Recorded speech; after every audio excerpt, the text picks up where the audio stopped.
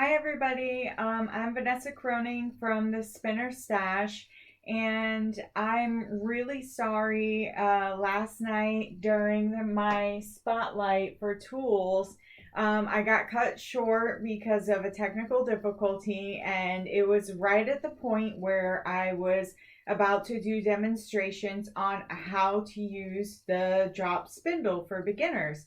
And so I wanted to do a video to show my beginners how to use the drop spindle. So just a quick recap on the top whirl drop spindle. This is the top whirl drop spindle.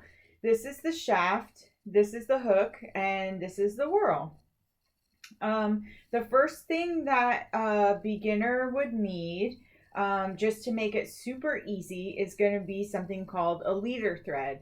And I like to use leader threads that are nice and fuzzy because the wool sticks to them. So I like to use a mohair thread. And it can really be any kind of thread or yarn that you have lying around. But like I said, I like to use something really fuzzy. So I have a mohair thread that I like to give to my beginners. I usually grab about 1.5 foot long piece and I just rip it right off. I take it and I do a simple knot on each end so that way there's a loop. So I literally just tie a simple knot and then I have a loop. So I fold it over and then I have a little knot and then there's a loop. So a loop on each side, really simple. I take my drop spindle, I take one of the loops, it doesn't matter which side, I slide it up the shaft all the way to the whirl, and then I wrap my leader a couple times to make it secure so it doesn't slide around. So I wrap it enough so that way there's going to be 6 to 8 inches of leader left from my hook. So not from the base of the whirl, but from my hook. Okay? So I want to have 6 to 8 inches of leader left from here. So that's what we're looking for.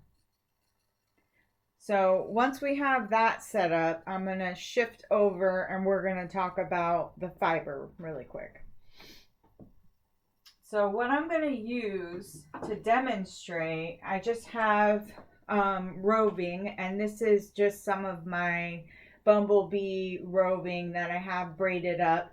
So we're not going to use a big, huge piece.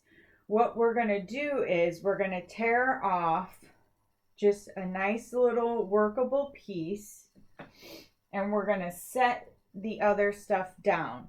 So what you want to do, and I'm even going to tear this in half, and I'm going to use something even smaller. For a beginner, you want to use fiber with a staple length of about 2.5 to 3 inches. You don't want to use something like cotton that has a really short staple length because it's going to be really difficult to spin. So you want something that's nice and long and that's going to be easy to work with. I like to do what's called pre-drafting. And if you're not familiar with drafting, then you want to get familiar with drafting before you're working with a drop spindle because in my opinion, the drafting is the hardest part of drop spinning. So you want to really be practicing your drafting before you actually even start drop spinning. So back to the preparation, you will want to do pre-drafting. So all that I do is I take my little slice of fiber here, and I tug it out a little bit. So I'm fluffing it up, opening up the fibers, thinning them out a little bit, getting them ready to go, getting them a little bit closer to the thickness that I want them to be when they're spun. So we're just getting them ready to go, prepping them. All right, so now we got them prepped. So there's a few ways that you can hold your fibers while you're spinning them. I personally like to kind of ball them up in my hand. So what I do is I do this weird thing where I kind of fold them back and forth and then I hold them like this. You can just squinch them up in a ball if you want. A lot of people wrap them around their wrists really lightly and they hold them like that. The only reason why I don't do that is because it makes my wrist really hot. And I'm like really weird about my wrists being warm. But that is really popular. And then also sometimes I'll just, you'll see me just have it hanging kind of over my shoulder. And then spinning like this, where it's kind of just hanging over my shoulder and my wrist. So I'll do that as well, depending on kind of what's going on. But generally, I'll have it kind of squinched up in my hand. So we'll go ahead and get it started like that. So back to getting it ready. So let's grab our drop spindles. So getting it attached, the reason why we have our little loop here is really fantastic because we're going to take the tip of our fibers here, thin them out really nice, and then we're going to take our little loop and we're going to stick the tip of our fibers through the loop like this. Yeah, I hope you guys can see that. And then you're going to fold it back on itself like so. And then you're going to draft them together a little bit. And then you're going to pinch just below your loose fibers, right where they meet your leader thread. Okay? Now, this is where we begin spinning. So you want to make sure that your drop spindle is hanging vertically. You don't want it hanging, you don't want to be holding it out over here or over here. You want to make sure it's hanging as vertically as possible. There's a couple ways people twist it, which is fine. You do whatever is comfortable for you. You just do you. Okay? If you're gonna twist it from here, the easiest way is to push your fingers past each other. That was kind of a bad example, but you're just kind of sliding your fingers past each other. And you're always going clockwise if you're spinning a single. You can also grab it by the bottom and just twist it. So when it slows down, you want to grab it. I generally will grab it by the top. That means that your leader is full of twist. Okay, that means that you have enough twist built up on your leader. And if you touch your leader, you can feel that it got really tight. It's full of twist here. And you can see if you kind of relax here, there's a lot of twist built up. It squinches up and it's really curly. So you want to grab it, park it underneath your armpit, or if you're sitting, you can put it in between your knees. And it's really good too, if you are sitting, you can have both of your hands free. to be working with it. So if you find it difficult to be working with it like this, then try sitting and maybe it'll be a little bit easier. So we're going to park it, and then you want to make sure that you're pinching it here so you're not letting any of your twist escape your leader into your loose fibers. Draft your loose fibers back to the thickness that you want your yarn to be, and then we're going to pinch it a couple inches back and then let go here, and the twist climbs in. So we're going to, oops. So this is a perfect example of how we're going to add more fibers. So fluff it up, fluff this one up, draft them together,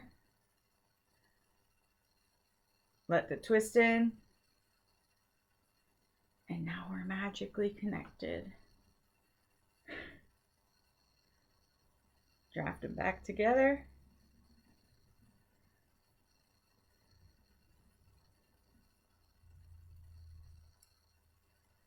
Look at that.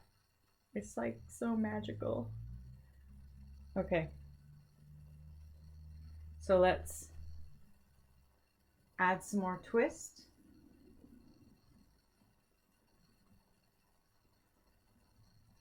When it slows down, we're gonna grab it, park it, pinch it so we don't let any of the twist escape into our loose fibers, draft it, and then we're gonna let go, let the twist in, draft it, let the twist in. Now we have an arm's length, okay? So we're gonna take it off the hook and we're gonna roll it onto the shaft. And this now becomes the cup. That's what this is gonna be called. Now we want to make sure that we leave about 6 to 8 inches of our new yarn to be used as the leader. So there's about 6 to 8 inches. So now we start again. So we're gonna twist it clockwise. We're building our twist, slows down, grab it, park it, draft it. Get a little closer. Let the twist in, draft it, let the twist in, draft it, let the twist in. And then I can feel that I probably need a little bit more twist. So let's give it a little more twist.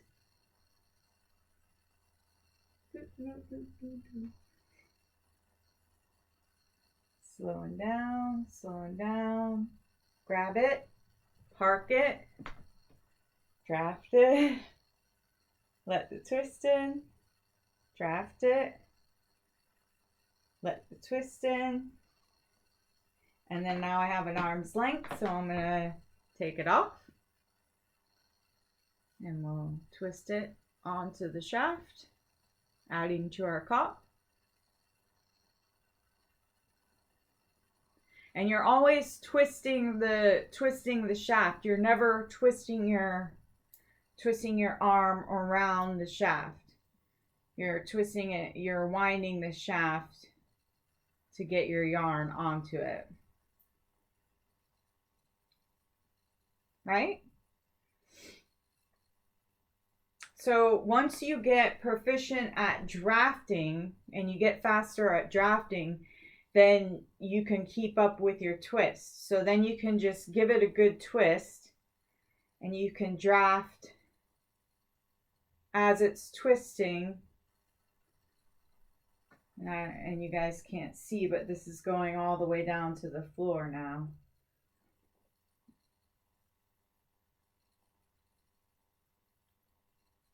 And so now I can wind that on, and then it goes a lot faster. So you're not kind of inchworming it. You're going, you'll be able to spin a lot faster.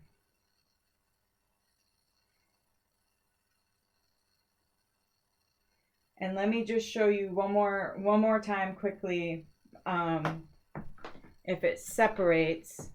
So I'll separate it just to kind of show you. So if it separates, you want to kind of fluff it up. Fluff up the next one. You're going to lay them on top. Draft them together. Pinch just below your loose fibers there.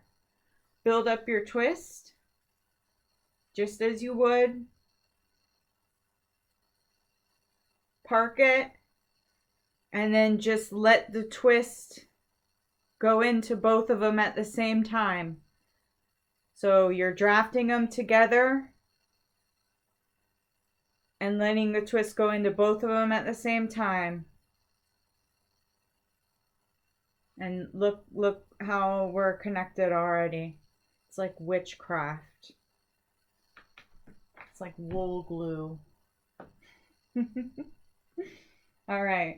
So, and then if you want to take a break from spinning and you want to put this down, all you have to do is just wrap it a couple times around the hook, and then I usually come back down and then I'll wrap it a couple times around the shaft, and then I just lay it down and it won't go anywhere, and it's fine. So guys, I hope this was helpful, and I apologize again for it cutting short before. And if you have any questions, you can always comment or PM me, and I'll see you guys around.